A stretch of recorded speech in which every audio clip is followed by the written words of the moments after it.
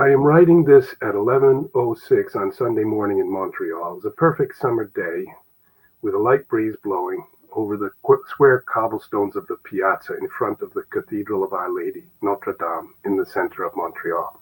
I first thought I would not be able to get in to see the Cardinal. The courtyard was empty.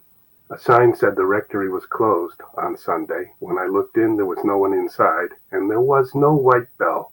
So I walked around the basilica, then inside it, spoke with an usher, and he told me I could go back to the sacristy.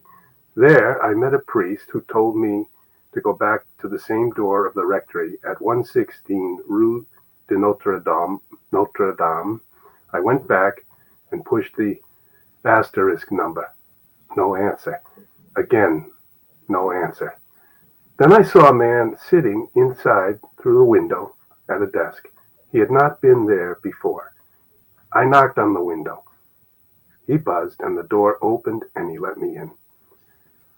"Who are you, and what do you want?" "I am an old friend of Cardinal Gagnon. I would like to see him." "He's very weak, too weak to see anyone." "I called some days ago. They said I could see him briefly." "Come, we will go and ask." I walked behind him into the hallway of the rectory. "Wait here," he said. I waited in a waiting room. There was a Documentation Catholique on the table about the Pope's trip to Brazil. The priest came back. "No, he is too weak. He does not wish to see anyone." "But I have come so far." "No, I'm sorry," he said. "He's too tired." I pulled out a copy of my magazine inside the Vatican. "Take this and ask him one last time." Reluctantly, he took the magazine, turned, and went back down the hall. A few minutes passed as I waited alone in the reading room. Then the man's voice. "Robert?" Pause. "Robert?" I went to the door and looked down the dark hall. He was standing at the top of 4 stairs at the end of the hallway. He motioned to me. "Come, he will see you. But only for you to say goodbye to him. Nothing more. You can only stay for a moment." I walked down the hallway and into the room. Light was coming into the living room, and off to the left was a door leading to a less bright bedroom. There, on a hospital bed, with intravenous tubes set into his arms on each side, lay a very old, pale man. 2 oxygen tubes entered his nostrils. It was Cardinal Edouard Gagnon. "Your Eminence," I said, "I have come to say goodbye." By his eyes, I saw that he recognized me. "You are doing good work," he said. "I read your magazine." "How are you feeling?" "Very tired," he said. "Well, I wanted to thank you for everything you have done, the work you have done for the church." He barely acknowledged my words. Now the priest, who had brought me there, standing in the doorway, said, "Come away now. Let him rest. Don't tire him any further." I reached out my hand and took the Cardinal's hand. "Your Eminence, many years ago you helped me. I wanted to thank you also for that. You helped me at the very start of my writing." "You have written well," he said. "Continue. Your work is important." The other priest was insistent now. "Come," he said. "It's time." "Your Eminence," I said, "you have done so much for the church." He was silent, his eyes closed. "You must be tired. All the struggles over the years." He was silent. From the priest, "Robert, it is time to go." And then I said, "Your Eminence, the study you made for Pope Paul VI in the 1970s. He opened his eyes and looked directly into mine. "The study that was stolen," I said. He knew what I was talking about, I felt sure. He knew immediately and clearly. "Did you keep any copy of the document?" "No," he said, and I felt a great weariness in him. "They ordered me to destroy every copy, and I obeyed." "So, there are no copies of your report?" "No," he said. He closed his eyes.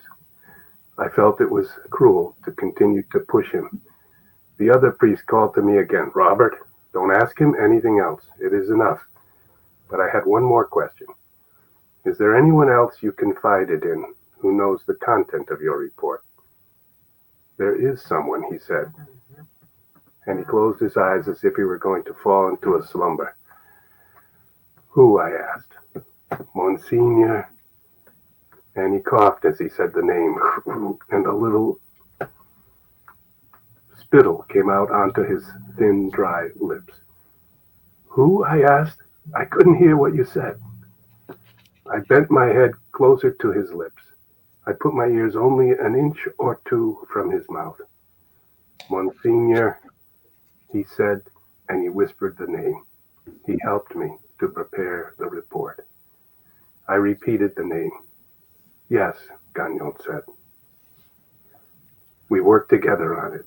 He knows everything that it contained. My heart skipped a beat. I had not obtained the report itself, but I had gotten something almost as good, a living witness. As you see, he said, my time remaining in this world will be brief now. You must pray for me. I will, I said.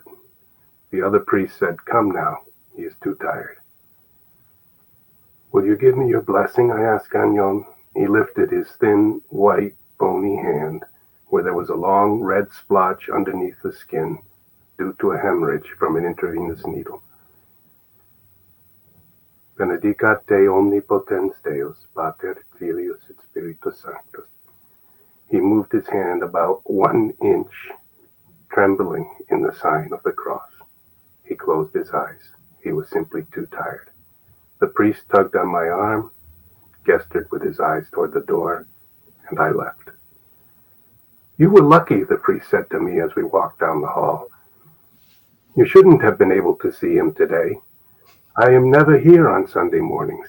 I don't know why I came down. And if I hadn't come down, no one would have been here to let you in. Thanks for helping, I said. He let me out the door and it closed behind me.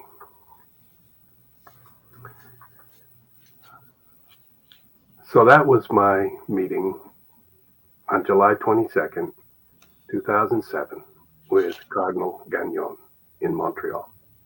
Thank you for joining us today on our live stream video, or you may be watching the recording. If you would like to join us live, be sure to subscribe and to click the bell so you'll be notified when we go live. We don't have a set schedule, so we may pop up one evening at 8 o'clock or a morning at 11. Thank you again. And if you would like to submit a question, the best way to do that would be to go to InsideTheVatican.com. 30 Years, The Untold Stories. And there on that page, you will find a button to click where you can submit your question. We plan to do several live streams of just Q&A, so hopefully you can join us live for that as well. Have a great day.